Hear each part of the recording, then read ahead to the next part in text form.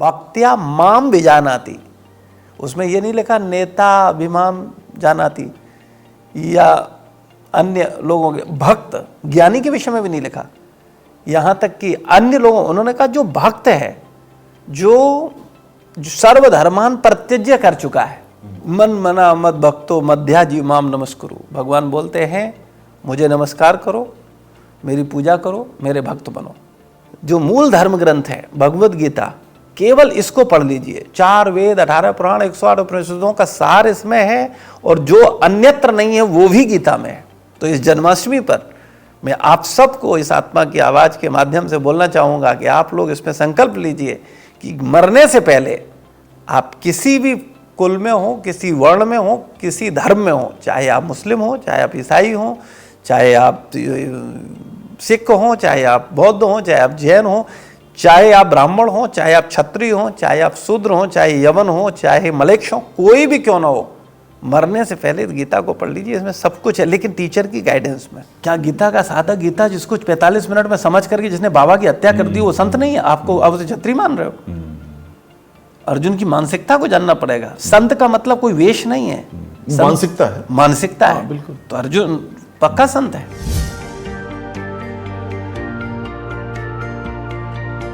जय श्री कृष्ण।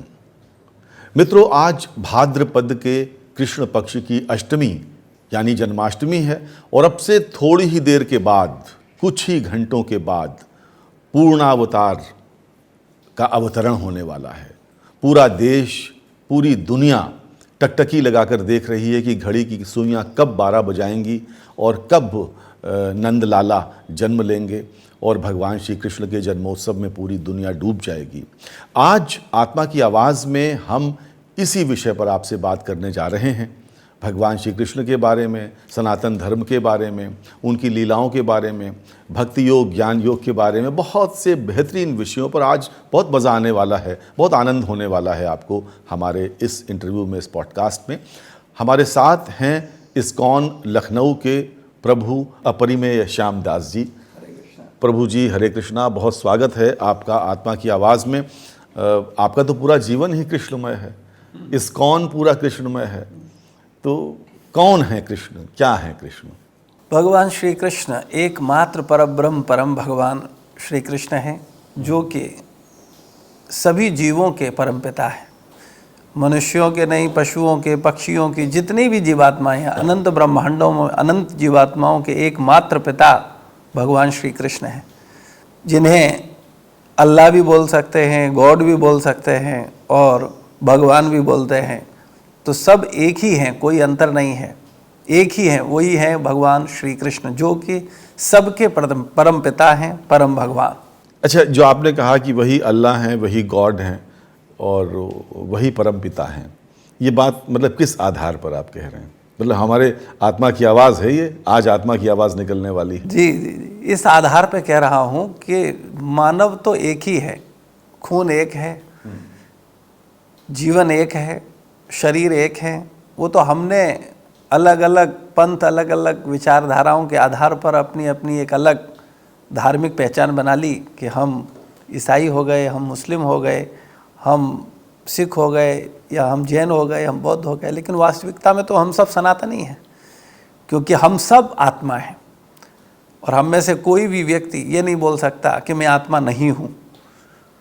और आत्माएं अनंत हैं, लेकिन परमात्मा एक है, और वो परमात्मा भगवान श्री कृष्ण है।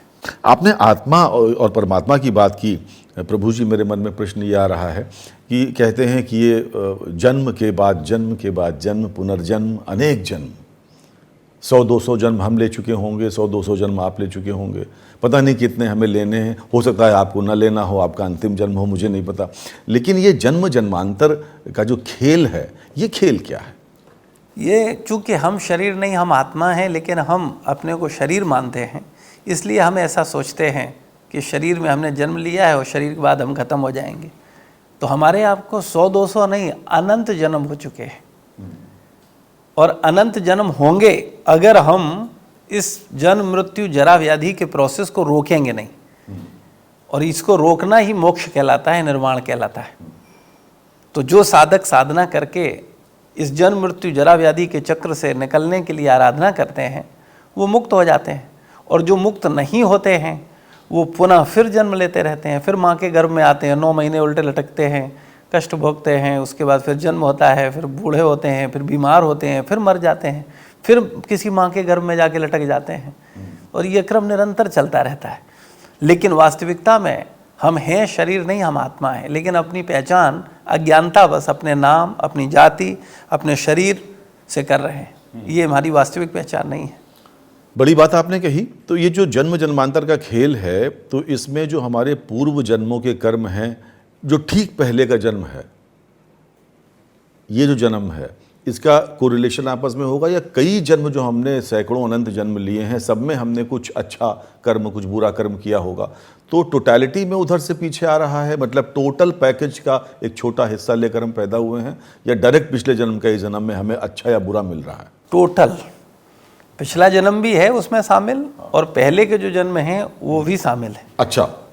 तो उन जन्मों के हिसाब से हमारे जो कर्म हैं, उन कर्मों के अलग अलग फल हमको प्राप्त होते हैं। जैसे हम लोग इस धरती पर कुछ बीज बोते हैं, उनके फल, जैसे गेहूं का बीज का फल हमें 4-5 महीने में मिल जाता है, और वहीं हम आम का बीज बोते हैं तो उसका फल हमें 5 साल बाद मिलता है। तो बीज तो दोनों ही हैं, एक का फल 5 महीने में और एक का फल 5 साल में। तो इसी प्रकार से जो मन से, वचन से, शरीर से जो हम कर्म कर रहे हैं, इन कर्मों के जो बीज बो रहे हैं हम लोग, इनके फल कुछ को हमें तुरंत मिल जाएंगे, कुछ को 10 साल बाद मिलेंगे, कुछ को 50 साल बाद मिलेंगे, कुछ को अगले जन्म मिलेंगे, कुछ को 50 जन्म बाद मिलेंगे। तो ये गहना कर्मणो गति, भगवत गीता में भगवान बोलते हैं, ये बड़ा गहन है, इसको इतनी आसानी से आसान बनाइए। भगवान ने तो कहा ये गहन है, लेकिन थोड़ा सा हमारे दर्शकों के लिए आसान यही है कि आप अगर शास्त्र के अनुसार जीवन जीते हैं, जैसे इस भारत में रह रहे हो तो भारत के कानून की व्यवस्था के अनुसार चलोगे तो सुखी रहोगे, और कानून तोड़ोगे तो आपके लिए बढ़िया सरकार ने जेल बनाई हुई है, आप वहाँ रहोगे। तो जो जिस देश में पैदा हुआ और जिस धर्म में पैदा हुआ, वो उस देश के कानून और उस पैदा हुए धर्म का पालन करेगा। निश्चित रूप से देश का कानून अलग है और शरीर और आत्मा का कानून अलग है। तो देश के कानून, जैसे भारत के कानून अमेरिका में लागू नहीं होते हैं, इसी प्रकार से इस पृथ्वी के कानून स्वर्ग में लागू नहीं होंगे, अलग अलग व्यवस्था है। यही हमारे धर्मों में सब वर्णन है, अगर कोई उनको सही तरीके से पढ़े गाइडेंस में तो समझ सकता है। लेकिन आज के समय में लोग फिजिक्स, केमिस्ट्री, मैथ तो टीचर से पढ़ते हैं और गीता, रामायण, भागवत खुद से पढ़ते हैं तो क्या समझेंगे? तो ये कैसे पढ़नी चाहिए गीता, रामायण, भागवत? टीचर की गाइडेंस में, कोई शिक्षक हो, बताने वाला हो, सिखाने वाला हो, समझाने वाला हो। एक एक शब्द का बड़ा गहरा अर्थ है, एक एक शब्द की बड़ी गहरी मर्यादा है। तो जब हम उसमें प्रवेश करेंगे तब हम उस विषय को समझ पाएंगे। जब विषय में शब्दों का ही ज्ञान नहीं है, शब्दों की मर्यादा ही नहीं पता है, शब्द की गहराई नहीं पता है, तो हम विषय में कहाँ प्रवेश करेंगे? थोड़ा सा डिटेलिंग कर दीजिए, थोड़ा सा बता दीजिए, कोई एक श्लोक पकड़ के, या कुछ ऐसा विषय जिस पर ये लोग समझ सकें कि इसे आप उसे एक्सप्लेन करें और लोग खुद उसको पढ़ के जब समझना चाहें उसमें क्या फ़र्क बुनियादी। जो आपका एपिसोड ही है आत्मा की आवाज़ जी, तो आत्मा क्या है?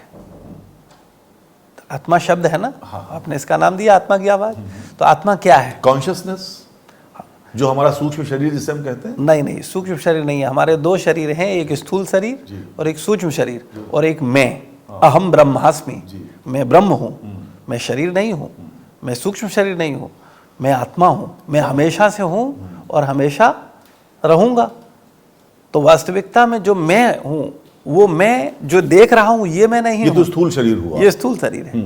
लेकिन जो मैं बोल रहा हूँ ये मैं हूँ, जो सुन रहा है वो मैं हूँ, जो देख रहा है वो मैं हूँ। और जब इस शरीर से निकल जाएगा तो आँख तो बनी रहेगी, कान बना रहेगा, मुंह बना रहेगा, देख पाओगे, बोल पाओगे, सुन पाओगे। क्यों? क्योंकि मैं चला गया। और हम लोग बोलते भी हैं पिताजी चले गए, दादाजी चले गए। तो आप प्रश्न कर सकते हो, दादाजी तो पड़े हुए हैं, बॉडी पड़ी हुई है, कौन चला गया? तो वास्तव में जो चला गया वही पिताजी थे, वही आत्मा था, वही ब्रह्म था। लेकिन जब वो शरीर था तो हम शरीर को पिता मानते रहे, उसको जाना ही नहीं। यही आध्यात्मिक ज्ञान का अभाव है। सर्वधर्मान परित्यज्य मामेकम शरणम व्रज, भगवान श्री कृष्ण कहते हैं सबको छोड़ो और मुझको मेरा ध्यान करो, कल्याण हो जाएगा। इसका मतलब यही लोग मान ही नहीं रहे हैं। तो इसका मतलब क्या हुआ? इसका मतलब यह है सर्वधर्मान परित्यज्य। ये जो तथा संसार में ये जिस समय 5000 साल पहले भगवान गीता का ज्ञान दे रहे हैं, उस समय न ईसाई धर्म था, न मुस्लिम धर्म था, न सिख धर्म था, न अन्य धर्म थे।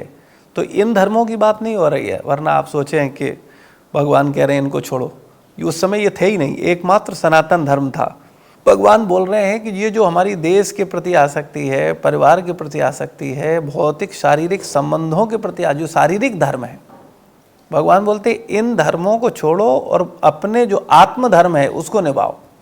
शरीर का धर्म अलग है और आत्मा का धर्म अलग है। क्या है? शरीर आपके माता पिता ने दिया है, तो शरीर का धर्म है माता पिता के अनुसार सेवा करना, उनके आदेश के अनुसार चलना, ये शरीर का धर्म है।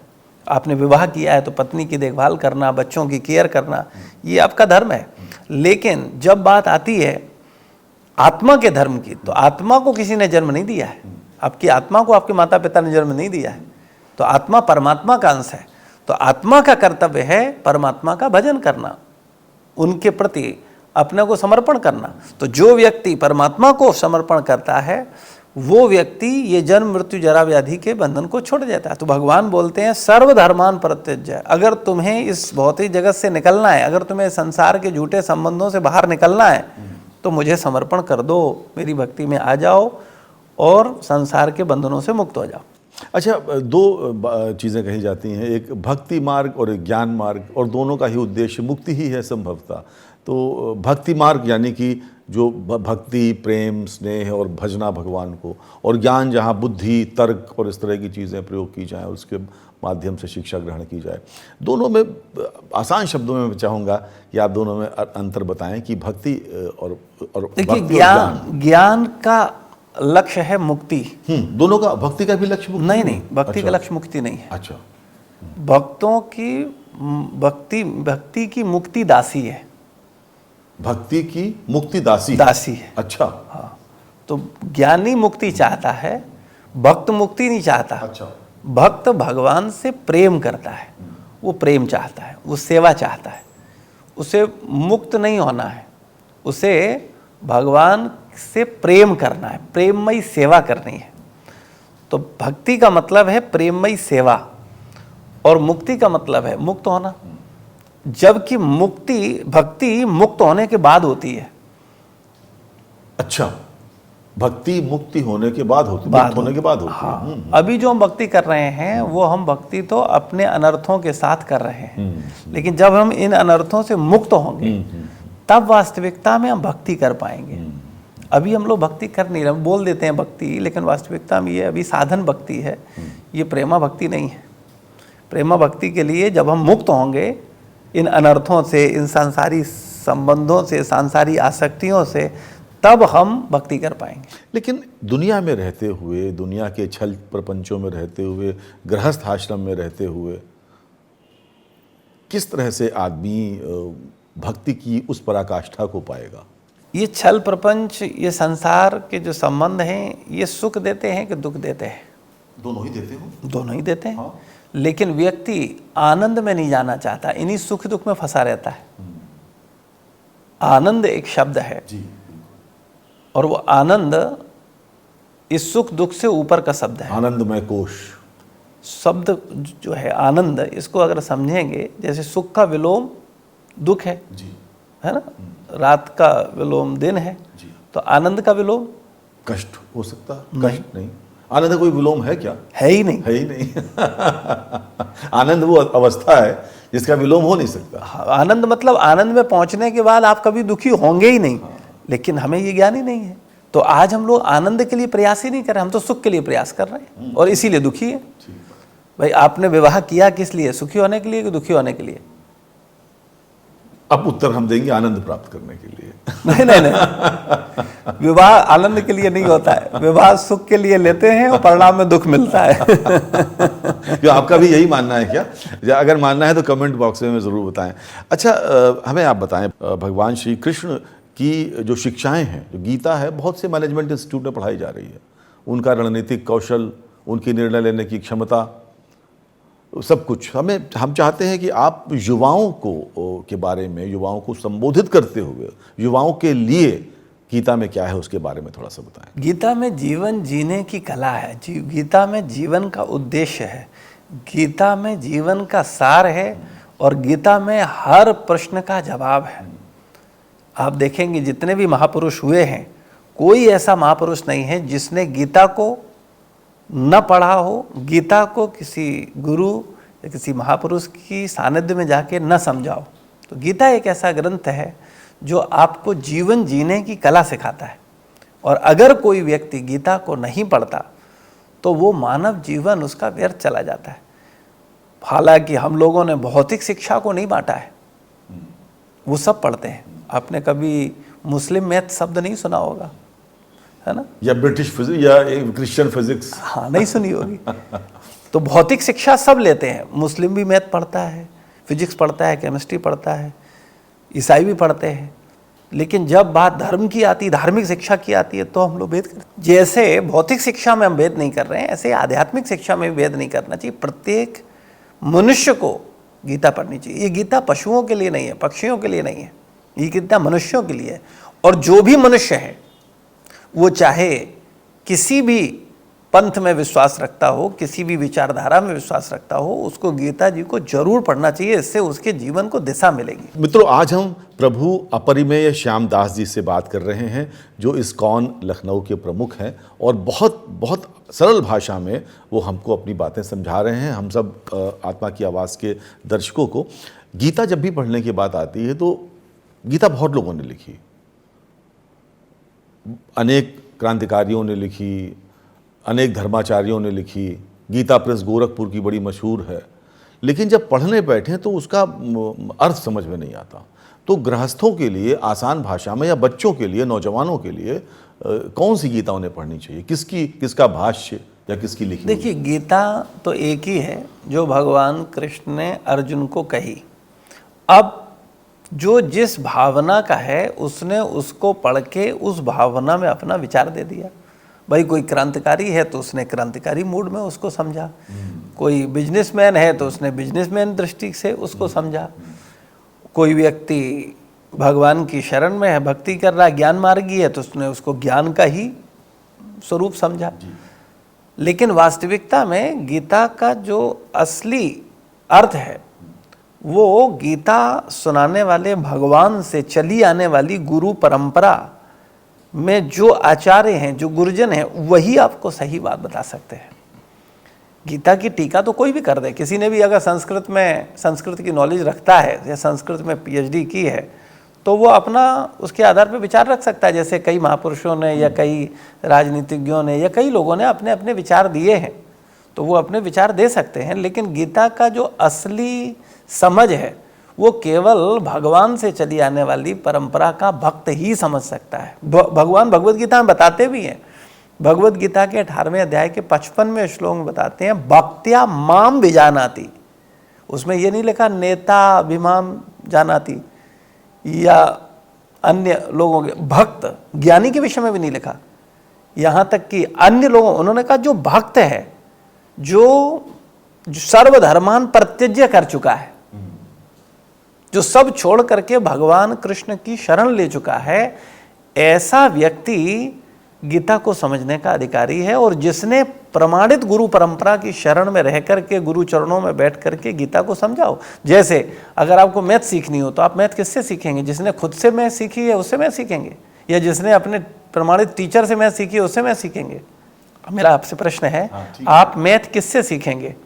लेकिन दरअसल मैथ्स में सीखने में और गीता को समझने में, दोनों में फ़र्क है, बुनियादी अंतर है। वो एक विषय है साधारण सा, व्यक्ति खुद भी पढ़ सकता है और दूसरे को पढ़ा सकता है। नहीं पढ़ सकता। अच्छा। अगर खुद कैसे पढ़ सकता है? अगर आपको यही नहीं पता है वन क्या होता है, आप खुद से कैसे मैथ पढ़ लोगे? बिना गुरु के ज्ञान नहीं है। तो ये जो जैसे आपने बात कही, अब जैसे मान लीजिए लखनऊ की आबादी 50 लाख है, 55 लाख है, और उसमें से 10 लाख लोग गीता पढ़ना चाहते हैं, जेन्युइनली पढ़ना चाहते हैं, समझना चाहते हैं।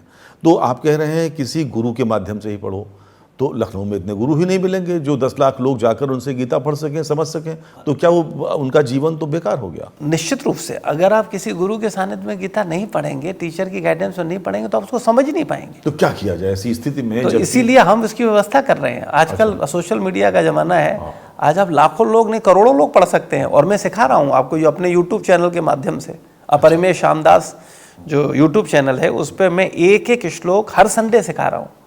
50 लाख नहीं 50 करोड़ पढ़ सकते हैं। अपरिमेय श्यामदास, अपरिमेय श्यामदास नाम से। मित्रों याद रखिए, अपरिमेय श्यामदास ये यूट्यूब चैनल है प्रभु जी का, जिसमें आप गीता को जो लोग समझना चाहते हैं, और हम सबको गीता वास्तव में समझनी चाहिए, क्योंकि गीता में हर दुनिया की हर समस्या से, हर दिक्कत से, हर परेशानी से जूझने, कैसे उसे बाहर निकलें, वो समझ विकसित होती है। क्या कहते हैं? बिल्कुल सही बात। एक एक श्लोक सिखा रहे हैं, एक एक श्लोक, उसका एक एक शब्द का अर्थ, उसकी डीप मीनिंग, और उसको व्यवहार में कैसे लाया जाए।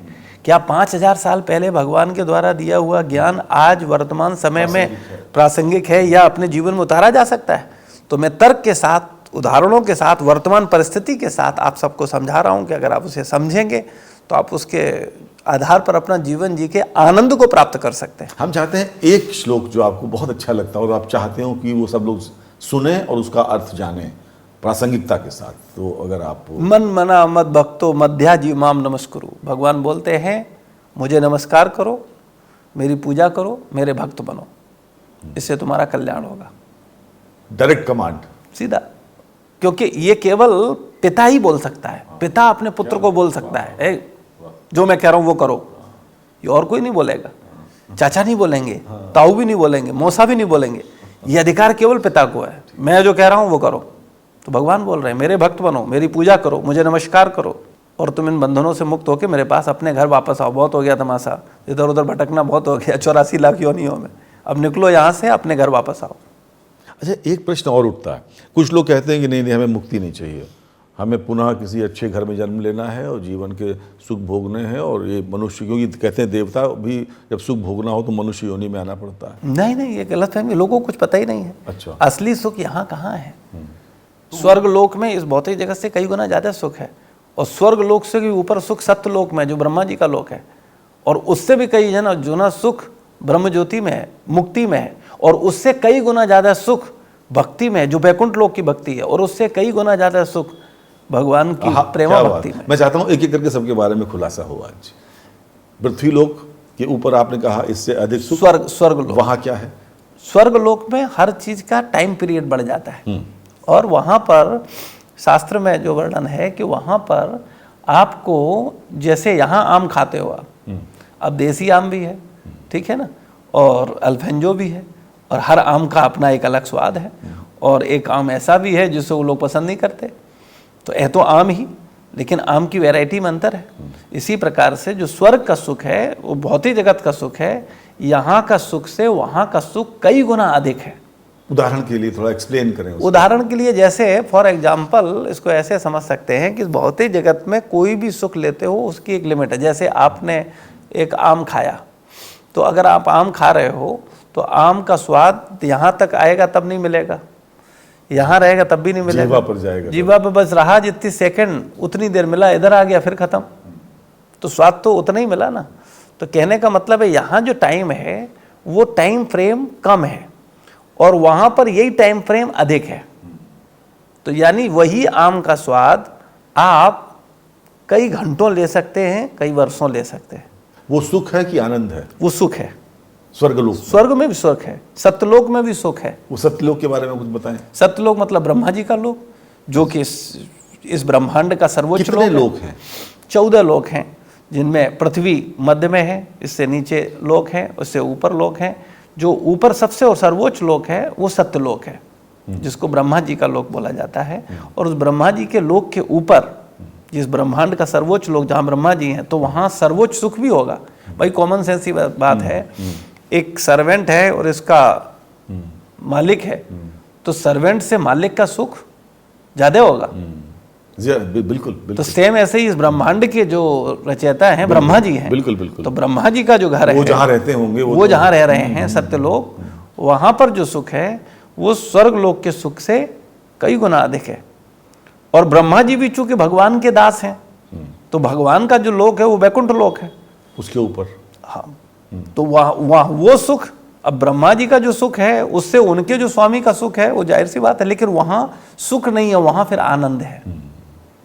वैकुंठ लोक। हाँ, वहां आनंद है, यानी जहां व्यक्ति दुखी होता ही नहीं है। तो हम अपने आत्मा को कितना परिष्कृत करें और उसको कितना मांझें और कितनी भक्ति करें कि इन लोकों में स्थान मिल पाए। देखिए, बुद्धिमान व्यक्ति न स्वर्ग जाना चाहता है न सत्यलोक जाना चाहता है, वो भगवान के धाम वैकुंठ में जाना चाहता है, क्योंकि जहाँ सुख और दुख नहीं है। इंद्र भी परेशान होता है, वो भी सुख दुख में है, ब्रह्मा जी भी सुख दुख में होते हैं, लेकिन जो भगवान है वो आनंद में। हालांकि ब्रह्मा जी चूंकि भगवान के प्रत्यक्ष भक्त हैं, इसलिए उनकी स्थिति भी आनंद में ही है, लेकिन ब्रह्मलोक में भी सुख दुख है, लेकिन आनंद है तो पूर्ण रूप से भगवान के नित्य धाम में, जैसे गोलोक वृंदावन भी बोलते हैं, साकेत धाम भी बोलते हैं और वैकुंठ लोक भी बोलते हैं। तो उसमें कहते हैं कि वृंदावन वैकुंठ को तोलियो तुलसीदास, जो भारी स्थिर रहो हल्क्यो गयो आकाश। तो वृंदावन को कहते हैं वैकुंठ लोक से बेहतर स्थान है। बिल्कुल सही बात, वृंदावन वैकुंठ से श्रेष्ठ है। लेकिन वृंदावन में रहने वाले तो मनुष्य होने की प्राणी ही सब छल प्रपंचों में पड़े हुए हैं। नहीं, वो वृंदावन, जो वृंदावन आप देख रहे हो वो वृंदावन नहीं। अच्छा, उस वृंदावन में प्रवेश होने के लिए वृंदावन की चेतना चाहिए, वृंदावन की मानसिकता चाहिए, वृंदावन का भाव चाहिए। वृंदावन में वृंदावन के जो रसिक संत हैं वो वृंदावन में रहते हैं। जो छल प्रपंच में हैं वो वृंदावन में रहते हुए वृंदावन में कैसे रह पाएंगे? क्योंकि वृंदावन में रहना वो एक भाव है, वो एक चेतना है, उस चेतना में जाकर के ही कोई उसका सुख ले सकता है। जैसे पिता के पास कोई पुत्र रहता है तो जब पिता के भाव में होगा तब पिता से सुख ले सकता है, और अगर पिता के पास रह करके पुत्र पिता के भाव में न रहे या पुत्र भाव में न रहे तो कैसे वो पिता का सुख लेगा? ठीक बात। अच्छा प्रभु जी, हमें आप वो 4 वर्णों के बारे में बताएं। और सनातन धर्म में 4 वर्ण रहे हमेशा, तो 4 वर्ण और 4 आश्रम भी रहे। कई बार उसकी आलोचना भी बहुत से लोगों ने की कि ये वर्ण ठीक चीज़ नहीं है। देखिए, जो आलोचना कर रहे हैं उन्होंने सनातन धर्म को समझा ही नहीं है। अगर कोई सनातन धर्म को, मैंने पहले भी कहा कि कोई गुरु के माध्यम से अगर उसको समझेगा तो समझ पाएगा। ठीक बात, बिल्कुल। लेकिन अपने दिमाग से अगर हम अपना अर्थ निकाल लेंगे तो कुछ भी सोचें, कुछ भी बहस करें, कोई भी चर्चा करें, जैसा कि आजकल टीवी और सब जगह चल रहा है, तर्क और कुतर्क, हर व्यक्ति, अधिकतर तो कुतर्क ही हो रहा है। तर्क लोग करते हैं लेकिन वास्तविकता हम जानते ही नहीं तर्क है क्या। तो वर्ण और आश्रम, आपका क्या मानना है? ये 4 वर्ण 4 आश्रम, अक्सर लोग बोलते हैं भगवान ने इंसान बनाए थे, ये इंसानों ने जातियां बना दी। सही बात है? नहीं, लेकिन जातियां क्या वर्ण जातियों को डिपिक्ट करते हैं क्या? वर्ण जो है, ब्राह्मण क्षत्रिय वैश्य शूद्र, जो वर्ण बनाए, जातियां तो मनुष्य की बनाई हुई हो सकती हैं। ये 4 वर्ण किसने बनाए? ब्रह्मा जी ने बनाए होंगे, मुझे नहीं पता, आप कृपा पूर्वक। भगवान ने स्वयं बनाए। हाँ जी। लेकिन लोग ऐसा बोलते हैं ना कि ब्राह्मण क्षत्रिय वैश्य, ये जो 4 वर्ण हैं, ये जो जातियां आज के समय में जाति बोलने लगे, चाहे वो वर्ण कहो चाहे जाति कहो, लोग बोलते हैं ये इंसानों ने बनाया। इंसान ने नहीं बनाया, ये भगवान ने बनाया। अच्छा, ठीक है। और ये सब जगह है। सब जगह मतलब? ऑस्ट्रेलिया में भी है, अमेरिका में भी है, रसिया में भी है। कौन ऐसा देश है जहाँ ब्राह्मण नहीं है, क्षत्रिय नहीं है, वैश्य नहीं है, शूद्र नहीं है? इसके बिना सृष्टि नहीं है। वो काम करने वाले लोगों से वो गुण कर्म विभाग, गुण कर्म मीमांसा, जो शिक्षा देने वाले हैं। कौन सा ऐसा देश है जहां लोग शिक्षा नहीं ले रहे? तो जो शिक्षा देने वाले हैं वो ब्राह्मण है। क्या बात, वाह वाह वाह। और जो लोग रक्षा करने वाले, कौन सा ऐसा देश है जहां पर सुरक्षा की व्यवस्था नहीं है, फौज नहीं है, आर्मी नहीं है, सैन्य पुलिस नहीं है? वो क्षत्रिय है। और कौन सा ऐसा देश है जहां व्यापारी नहीं है, किसान नहीं है? क्या बात। और कौन सा ऐसा देश है जहां शूद्र सेवा करने वाले नहीं है? इसे जातियों से न जोड़ा जाए। समझ गए आप आत्मा की आवाज के दर्शकों? दोस्तों, वर्णों को जातियों से जोड़ना शायद हमारी सबसे बड़ी भूल है। जाति वर्ण चाहे जो कुछ कहो, पहले समझो क्या क्यों है। तो बताएं। हर चीज अपने आप में बड़ी महत्वपूर्ण है, लेकिन ये बातें तब समझ सकते हैं जब हम आत्मा के अस्तित्व को समझें। ये जो वर्ण है, ये आश्रम है, ये आत्मा जानने वाला जीव समझ सकता है इन वर्णों का क्या उद्देश्य है। जिसे यही ज्ञान नहीं है, जो शरीर ही मान रहा है, वो तो अज्ञानता में है। आजकल के अज्ञानियों में भी अज्ञानी नेता हो जाते हैं। अच्छा, वो नेता होते अज्ञानियों के ही हैं, क्योंकि अज्ञानियों का नेता ज्ञानियों का नेता नहीं बन सकता। जी। जैसे मूर्खों का नेता मूर्ख होता है, उसकी फ्रिक्वेंसी मिलती है। अब मूर्खों का नेता विद्वानों का नेता नहीं बन सकता, विद्वानों का नेता विद्वान ही नेता होगा। ठीक बात। तो सेम ऐसे ही इस संसार में पहले लोगों को जानना चाहिए कि वास्तविकता है क्या, और वो वास्तविकता आप तब समझेंगे जब आप अपने जो मूल धर्म ग्रंथ है भगवद गीता, केवल इसको पढ़ लीजिए। 4 वेद, 18 पुराण, 108 उपनिषदों का सार इसमें है, और जो अन्यत्र नहीं है वो भी गीता में है। तो इस जन्माष्टमी पर मैं आप सबको इस आत्मा की आवाज के माध्यम से बोलना चाहूंगा कि आप लोग इसमें संकल्प लीजिए कि मरने से पहले आप किसी भी कुल में हो, किसी वर्ण में हो, किसी धर्म में हो, चाहे आप मुस्लिम हो, चाहे आप ईसाई हो, चाहे आप सिख हो, चाहे आप बौद्ध हो, चाहे आप जैन हो, चाहे आप ब्राह्मण हो, चाहे आप क्षत्रिय हो, चाहे आप शूद्र हो, चाहे यवन हो, चाहे मलेक्ष हो, कोई भी क्यों ना हो, मरने से पहले गीता को पढ़ लीजिए। इसमें सब कुछ है, लेकिन टीचर की गाइडेंस में। अच्छा, तो इस्कॉन के बारे में हम आपसे जानना चाहते हैं। जो संस्था है क्या कार्य करती है? बहुत पुरानी संस्था संभवतः। प्रभुपाद जी हमारे भारत के ही हैं। कई बार लोग सोचते हैं अमेरिकी संस्था है, ये अमेरिकी नहीं है, टोटली भारतीय। ये इमेज कैसे बनी कि अमेरिकी संस्था? इसलिए इमेज बनी क्योंकि प्रभुपाद जी भारत के थे और भारत में ही उन्होंने काफ़ी प्रयास किया हम लोगों को शिक्षा देने का।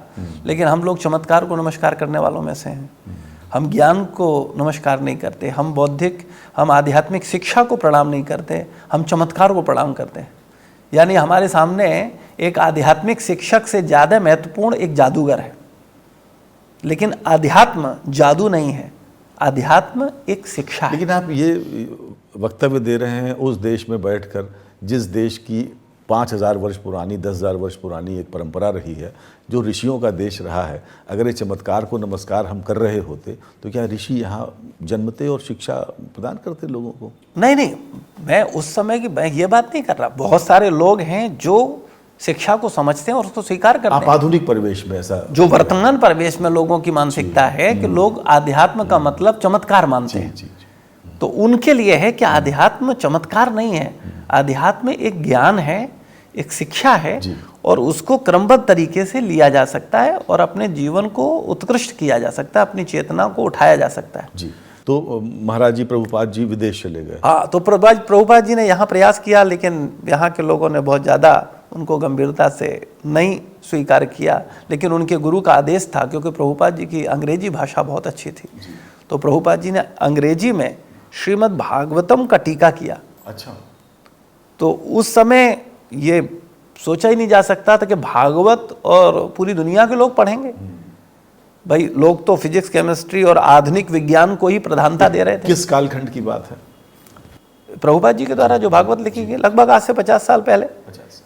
तो प्रभुपाद जी जाकर के पाश्चात्य जगत में जाकर के उन्होंने वो भागवत को अंग्रेजी में लिख करके ले गए, और वहाँ जाकर के उन्होंने अमेरिका के न्यूयॉर्क शहर में उन्होंने इस संस्था का शुभारंभ किया।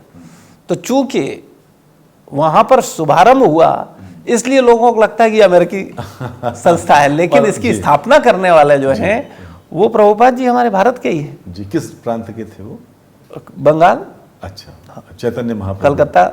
चैतन्य महाप्रभु जी के राज्य से थे। मैं चाहता हूँ अपने बारे में आप कुछ बताएं, क्योंकि मैंने ये भी सुना है कि इस्कॉन में बहुत पढ़े लिखे IIT, IIM के ग्रेजुएट्स सन्यासी हुए और उन्होंने वहाँ पर कार्य कर रहे हैं सब कुछ छोड़कर। तो कुछ अपने बारे में आप बताएं, आपकी शिक्षा दीक्षा, आपका बचपन कहाँ गुजरा? मेरा बचपन इटावा में, मेरी स्कूलिंग इटावा में हुई, और उसके बाद भगवान की विशेष कृपा थी कि मेरा आध्यात्मिक रुझान था, और मैं बाद में स्कूलिंग के बाद कॉलेज करने के बाद इकोनॉमिक्स से MA किया। उसके बाद हमारा प्रयास रहा तो हम बैंक में सिलेक्ट हुए और हम बैंक में सेवा करने लगे। और उसके बाद विवाह हुआ 2007 में, और 2008 में लगा कि ये जो जीवन है जो मैं जी रहा हूँ केवल धनोपार्जन के लिए या केवल सांसारिक सुखों के लिए, ये जीवन का लक्ष्य नहीं है। ये जरूरत हो सकती है, कुछ सुख दे सकता है, लेकिन वो आनंद की खोज जो थी उस पर भगवान की कृपा से, वैष्णवों की कृपा से, विशेष रूप से हमारे गुरुदेव परम पूज्य गोपाल कृष्ण गोस्वामी महाराज जी की कृपा से मैं ये जान पाया कि वास्तव में मैं शरीर नहीं आत्मा हूँ, और जब मैंने ये जाना कि मैं आत्मा हूँ, तो फिर मैंने विचार किया इस संसार की कोई चीज़ तो मेरे साथ जाएगी नहीं, और जो जाएंगे वो हैं अच्छे या बुरे कर्म या हमारी साधना। तो साधना पे तो फोकस ही नहीं है, अच्छे बुरे कर्मों का ज्ञान ही नहीं है, तो मानव जीवन तो अंधकार में चला जा रहा है। तो मैंने 2008 में अपनी पत्नी से निवेदन किया कि मेरा एक इच्छा है कि मैं इस भौतिक जंजालों को छोड़कर पूर्ण रूप से कृष्ण सेवा में, गुरु सेवा में जाना चाहता हूँ। तो हमारी पत्नी ने कहा, भगवान की कुछ व्यवस्था थी, उन्होंने बोला पूरी दुनिया में इतने पशु, इतने पक्षी, इतने कीट है, इनका न नौकरी है न इनका व्यवसाय है, लेकिन भूखा तो कोई नहीं मरता, भगवान सबको खिला रहे हैं। तो भगवान जब इतने हाथियों को खिला रहे हैं, इतनी चींटियों को खिला रहे हैं, इतने पशु पक्षियों को खिला रहे हैं, तो अगर हम लोग भगवान का भजन करेंगे तो भगवान हमें भी खिलाएंगे। हाँ, क्या बात। और हम, उनका ये विश्वास, उनका वो साथ, और हम दोनों ने, मैंने रिजाइन किया और उसका हम अपने जन्म स्थान वापस आ गए। और हमारे मन में भाव था कि हमारे इटावा में भी लोग आध्यात्मिक चेतना को जाने, और ये सही सत्संग, ये जो शिक्षा प्रभुपाद जी ने अमेरिका में दे दी जा करके, हम कम से कम अपने जन्म स्थान इटावा में ही दे दें। और मैंने 2008 में इटावा में सत्संग शुरू किया। अब आप सोचो, जहां पैदा हुए वहां प्रवचन तो कौन सुनेगा? ये लिटमस टेस्ट होता है। कलेक्टर बन जाओ आप, कलेक्टर बन जाओ, प्रमुख सचिव बन जाओ, अपने गांव में जाओगे, दूर खड़ा है देखो, वही है, नाक बहाता था है? तो आपने प्रवचन देना शुरू कर दिया, और हमने वहीं प्रवचन शुरू किया जहां हमारा जन्म हुआ है। तो हमने 2 लोगों के साथ, वो भी जैसे तैसे पकड़े 2 लोग और 2 लोगों से सत्संग की शुरुआत की। हाँ। लेकिन भगवान को कुछ शिक्षा देनी थी, लोगों को सब कुछ समझाना था। तो मैं लगातार 2008 से 2015 तक अनवरत सत्संग करता रहा, और उसका परिणाम ये हुआ कि धीरे धीरे 2 से 4, 4 से 8, और उसके बाद हमने इटावा में 10-10 हज़ार लोगों के साथ जगन्नाथ रथ यात्रा करी। अच्छा। हजारों लोगों के साथ जन्माष्टमी उत्सव किए। और मेरा ये भाव था कि इटावा में भी एक मंदिर हम इस्कॉन का बनाएंगे, क्योंकि इस्कॉन का मंदिर बनाना आसान नहीं है। निष्काम भावना से ही बन सकता है। अच्छा, क्यों, कैसे? क्योंकि आपका कोई स्वामित्व तो नहीं है। लेकिन बड़े महंगे हो, मतलब खाना वगैरह हमने खाया तो भोजन वगैरह काफी महंगा होता है इसमें। हाँ, क्यों? क्योंकि वो बड़ा स्वादिष्ट, पूरी व्यवस्था है, स्वादिष्ट बहुत, वो एक पूरी व्यवस्था, पवित्र स्वादिष्ट बहुत। जी जी। जैसे मैं आपको बताऊं, तो मंदिर जो है, जैसे मेरा भाव था कि इटावा में भी इस्कॉन का एक मंदिर बने, तो अब मंदिर तो तब बनेगा जब कोई जमीन होगा। तो वो जमीन कैसे हो? तो कोई दान देगा, और जमीन दान देगा तो फिर इस्कॉन संस्था रजिस्ट्री का पैसा दे देगी, ऐसा भी नहीं है। अच्छा। तो रजिस्ट्री का पैसा भी हमको ही करना था। अरे अच्छा। तो लेकिन भगवान की कृपा थी, भगवान को चाहते थे सेवा लेना, इन हमसे कुछ करवाना चाहते थे, उन्होंने करवाया। और हमारे एक भक्त हैं डॉक्टर अशोक दीक्षित जी, उन्होंने हमको, पहले वो दुर्गा मंदिर बनाना चाहते थे, फिर मैंने उनसे निवेदन किया, करे मंदिर बनाओ तो ऐसा बनाओ जो परम भगवान का, दुर्गा जी तो भगवान की शक्ति हैं, आपको बनाना है तो शक्तिमान का मंदिर बनाओ, परम भगवान जो सबके आराध्य हैं। तो उनको बात समझ आई, और उन्होंने, हमने ये भी कहा, हमने कि भाई हम और आप रहें न रहें, लेकिन भगवत सेवा होनी चाहिए। वाह, तो अगर क्या सुंदर बात, ये ट्रस्ट रहेगा तो इसमें लोग रहेंगे तो सेवा होती रहेगी। तो उन्होंने कहा हम तैयार हैं, बताइए क्या करना है। तो मैंने कहा हमको 4-5 बीघे ज़मीन दीजिए आप। तो उन्होंने बड़ी प्राइम लोकेशन पे, आगरा और कानपुर के बीच में हाईवे पे ही उन्होंने हमको ज़मीन दिया, और उसका फिर रजिस्ट्री की बात आई। तो अब इटावा जैसी जगह में आप किसी से 500 रुपये अगर कोई दान दे दे, तो आप सोचो बहुत बड़ी बात है, मतलब वो बहुत, मतलब सोचेगा उसने बहुत कुछ दिया है आपको। तो अब 28 लाख रुपए मुझे उस रजिस्ट्री करानी थी उस जमीन की। अच्छा। तो ये दुरूह कार्य कैसे संपन्न किया? तो इसका हुआ ही कि मैंने इसकी शुरुआत अपने घर से की। मैंने अपने माता पिता से कहा कि मैं चाहता हूँ कि आप मुझे कुछ सेवा करिए। तो उन्होंने मुझे 1 लाख रुपए दिया। तो मैंने माता पिता से पहली आहुति लेकर फिर मैं लोगों के पास गया, और मैंने कहा कि हम चाहते हैं कि एक सुंदर मंदिर बन रहा है, आप लोग भी सहयोग करिए। तो 1 हफ्ते के अंदर 28 लाख रुपए इटावा में कलेक्ट किया। क्या बात, बहुत सुंदर, वाह वाह वाह, उसका बहुत सुंदर इस्कॉन ट्रस्ट के नाम रजिस्ट्री करवा दी। और लखनऊ, अब लखनऊ का भी मंदिर बन रहा है आपके सौजन्य से। हाँ, फिर गुरु महाराज वो प्रसन्न हुए, कह रहे इसने अकेले, वहाँ कोई मंदिर नहीं, कोई भक्त नहीं, कोई कीर्तन करने वाला नहीं, कोई सहयोग करने वाला नहीं, कोई प्रचार करने वाला नहीं, और इसने मंदिर खड़ा कर, मतलब जमीन की रजिस्ट्री करवा दी और इतने भक्त बना दिए, इतना चीजें हो गई। तो महाराज बोले कि नहीं, तुम लखनऊ जाओ, वहां जाके प्रचार करो। ये कब की बात है? ये बात है 2015 की। अच्छा। तो हालांकि महाराज ने मुझे पहली बार बोला था 2013 में, लेकिन मैं थोड़ा मेरी आसक्ति थी मेरे जन्म स्थान से, तो मुझे लग रहा था मेरा घर है, परिवार है, माता पिता हैं, घर है, जमीन है, जो कुछ भी है सब परिवार है ही, और मैं प्रचार सेवा तो पूर्ण रूप से कर ही रहा हूँ, भगवान की सेवा। तो आसक्ति छूटी नहीं थी पूरी तब तक? जाहिर सी बात है भाई, परिवार से जन्म स्थान से तो भाव रहता ही है ना कि हमारे लोग हैं यहाँ, हम आध्यात्मिक चेतना दे रहे हैं। संत जो है सन्यासी तो सब छोड़ देता है। नहीं, आप समझिए, छोड़ने का मतलब अलग अलग है। अच्छा। क्या आप सोचते हैं नंद बाबा ने कृष्ण को छोड़ दिया था? तो या अर्जुन जो कि गीता के सबसे प्रथम श्रोता हैं, क्या अभिमन्यु पुत्र के मरने पर नहीं रोए? नहीं, अर्जुन तो लेकिन संत नहीं थे, सन्यासी नहीं थे। नहीं, क्या गीता का साधक, गीता जिसको 45 मिनट में समझ करके जिसने बाबा की हत्या कर दी, वो संत नहीं है? आपको अब उसे छत्री मान रहे हो? अर्जुन की मानसिकता को जानना पड़ेगा। संत का मतलब कोई वेश नहीं है, मानसिकता है, मानसिकता है। बिल्कुल। तो अर्जुन पक्का संत है।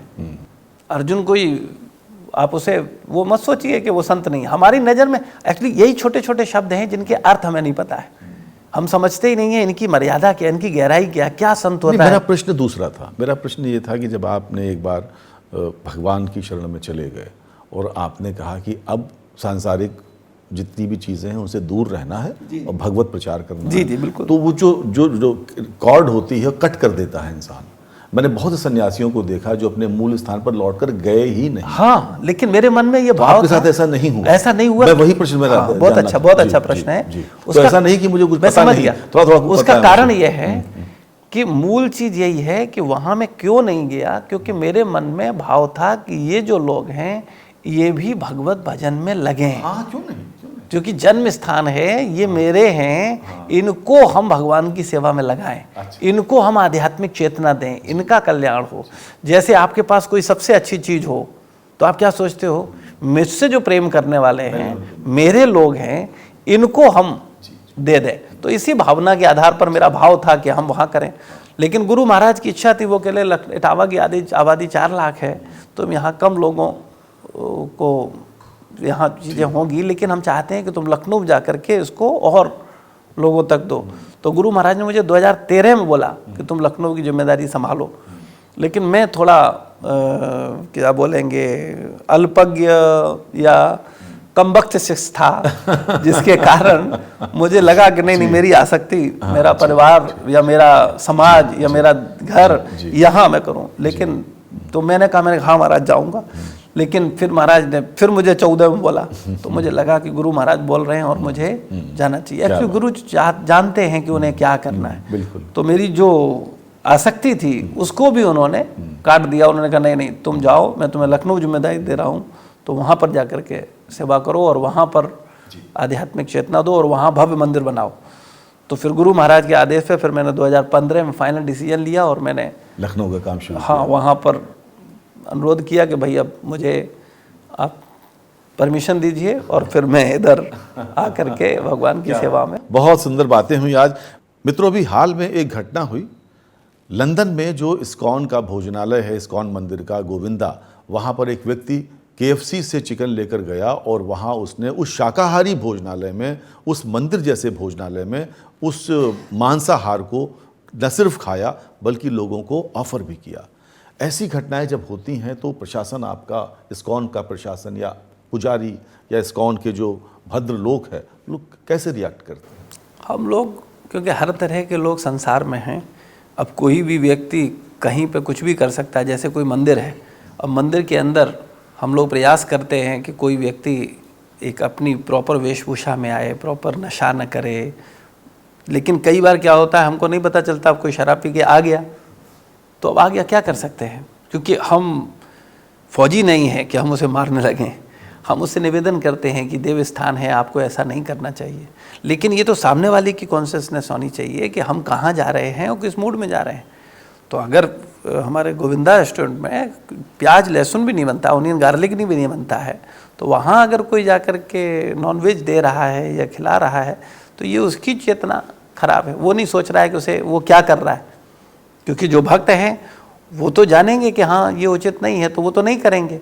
लेकिन कोई अगर धोखे में, अब मैं आपके घर पे आया हूँ, आप कहें कि ये शाकाहारी है, ये प्रसाद दीजिए, और मैं आपको विश्वास करके ले लूँ, अब आप बाद में कहें इसमें नॉनवेज था, तो ये तो कहने का मतलब है कोई भी व्यक्ति किस चेतना में क्या कर रहा है उससे क्या कह सकते हैं। तो हालांकि कहने का तात्पर्य है कि अब जो इस तरीके की हरकत कर रहे हैं उनके लिए हम भगवान से प्रार्थना करें कि भगवान उन्हें सद्बुद्धि दें, जिससे कि वो इस तरीके की हरकतें आने वाले भविष्य में ना करें। तो मित्रों, इस साक्षात्कार का समय यहीं समाप्त हो रहा है। जन्माष्टमी का अवसर है। आप सब बहुत देर से हमारी बातें सुन रहे हैं, लेकिन निश्चित रूप से आज के दिन आपको ये बातें सुनकर आनंद हुआ होगा। तो बातचीत के क्रम में हमारे साथ प्रभु जी हैं, उन्होंने बताया कि अपरिमेय श्यामदास नाम से जो उनका यूट्यूब चैनल है, उस पर गीता का ऑथेंटिक ज्ञान आप प्रभु जी के मार्फत से सीधा प्राप्त कर सकते हैं। और उसका समय है प्रत्येक रविवार को सुबह 9:30 से 10:30। तो लीजिए, क्या ही अच्छी सूचना मैंने आपको दी। आप सब मुझे इसके लिए धन्यवाद दे सकते हैं। बहरहाल आज का साक्षात्कार यहीं समाप्त होता है। हम आपको बहुत धन्यवाद देते हैं। हमारे हृदय की अतल गहराइयों से आपका बहुत आभार यहाँ पधारने के लिए, और आप सबका बहुत आभार इस साक्षात्कार को देखने के लिए। तो पूरे आत्मा की आवाज़ टीम की ओर से जय श्री कृष्ण।